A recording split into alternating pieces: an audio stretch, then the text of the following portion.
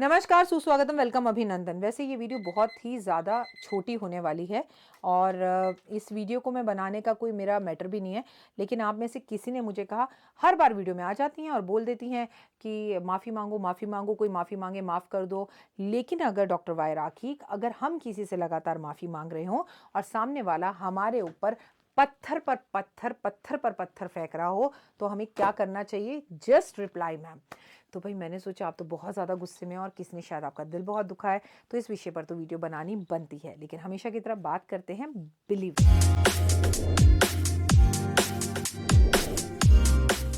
नमस्कार, सुस्वागतम, वेलकम, अभिनंदन। मैं हूं आपके साथ आपकी अपनी होस्ट एंड दोस्त डॉक्टर वाय राखी जी। कैसे हैं आप?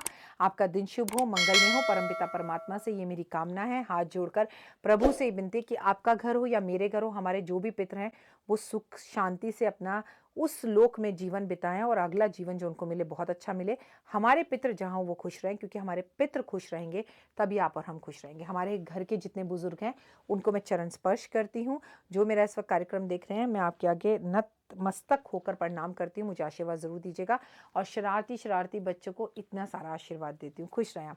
मेरे हम सफ़र, मेरे हम उम्र जो हैं, उन्हें मैं कहती हूँ राम राम। आप अपना प्लीज़ ध्यान रखिए।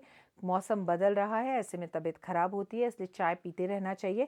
ऐसा बड़े बुजुर्ग कहते हैं कि अगर चाय का इंटेक करते रहें तो लाइफ बहुत खूबसूरत और आसान हो जाती है। कैसे हैं आप?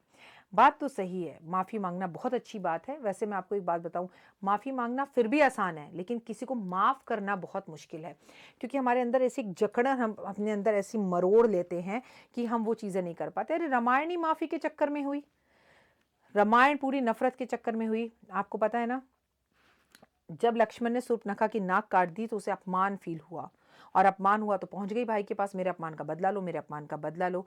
उधर जब मैंने महाभारत देखी तो अंधे का बेटा अंधा द्रौपदी ने बोल दिया और पूरी की पूरी महाभारत हो गई। कौरवों ने इसे दिल पर ले लिया कि बदला लेना है, द्रौपदी से बदला लेना है, और द्रौपदी से चीरहरण में उन्होंने बदला ले भी लिया। तो द्रौपदी ने कहा मैं अपने केश शब नहीं बांधूंगी जब तक तुम कौरवों से बदला नहीं लोगे।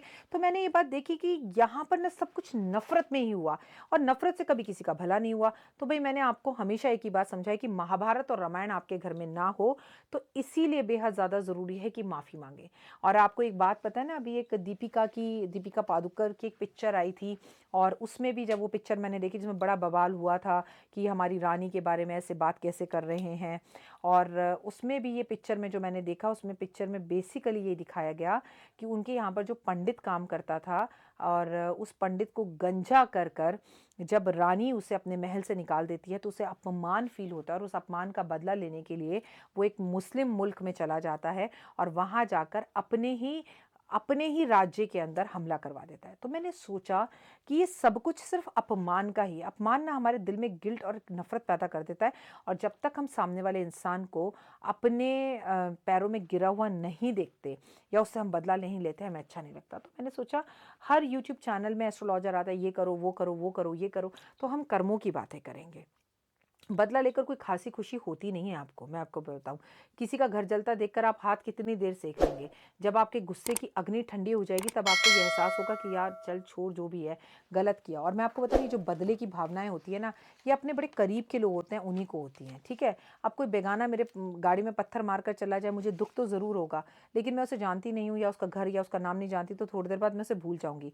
लेकिन अपनों का हमें अपने ही बताते रहते हैं, अरे वो तो बड़े खुश हैं तेरे बिना, वो तो तेरे को गाली दे रहे थे, ये दे रहे थे। सारी पौड़े की जड़ ना ये फैमिली होती है। मैं आपको सच बता रही हूँ, फैमिली से जितना लोगों इधर की उधर बात करेंगे, कोई भी राजेश खन्ना के बाबरची जैसा बनना ही नहीं चाहता, जो दो टूटे हुए रिश्तों को जोड़ने की कोशिश करे और बोले नहीं वो तो आपकी उल्टा बहुत तारीफ कर रहे थे। पता नहीं हम क्यों नहीं बनना चाहते, क्यों नहीं हम गोविंदा की पिक्चर जैसा बनना चाहते कि भाई भाई लड़ रहे हो तो उन्हें आपस में मिला दे।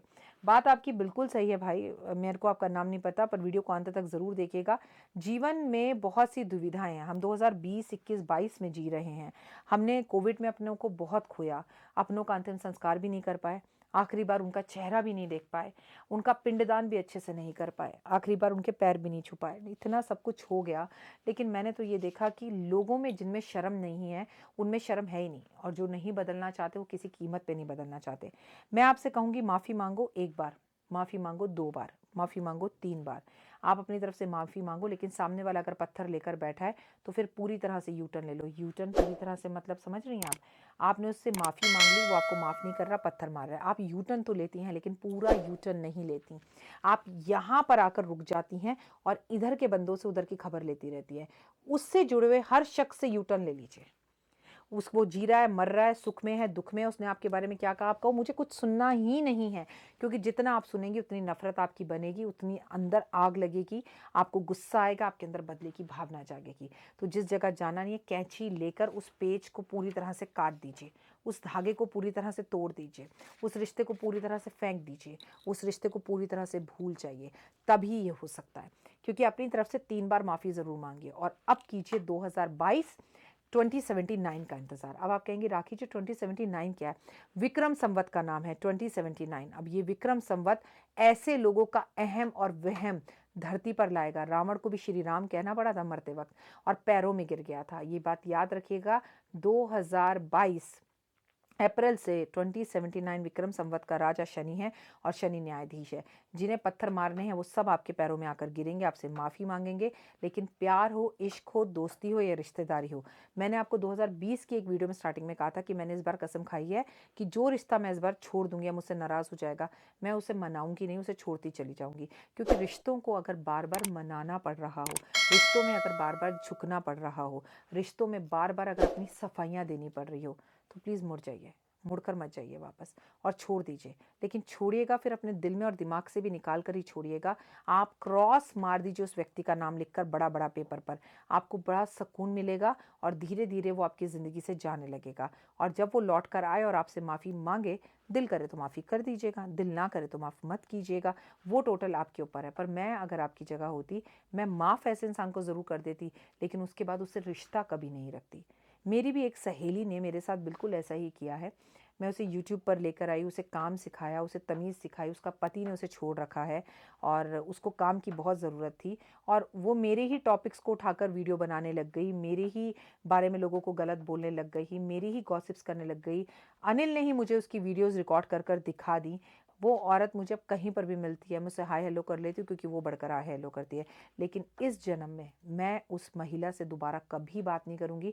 वो मुझसे बात करके माफ़ी भी मांग ले तो भी मैं बात नहीं करूँगी। रीज़न मैं आपको इसका बता दूँ, क्योंकि ऐसी महिला जिसको डंक मारने की आदत हो, जो आपको आगे बढ़ाकर लेके जा रहा हो कि हस्बैंड नहीं है, मदद की ज़रूरत है, पैसों की ज़रूरत है और काम की ज़रूरत है, काम सीखने की ज़रूरत है, और उसके बाद वो महिला आपको डंक मारती रहे, तो ऐसी महिलाओं से कोसों दूर। क्योंकि सांप की फितरत है, जितना मर्जी दूध पिला दो वो आपको डंक ही मारेगा।